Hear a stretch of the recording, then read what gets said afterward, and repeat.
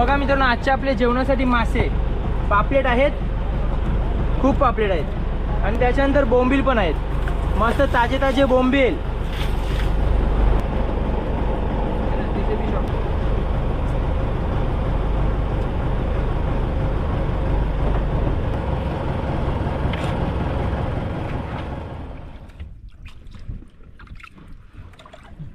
मोठे मोठे पापलेट आण, 15 ते 20 पीस आहेत आजच्या जेवणासाठी.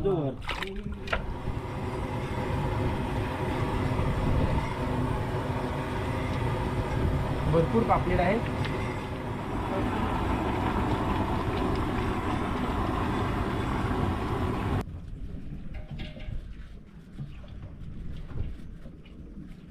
रस्सा तर भारी झालाय.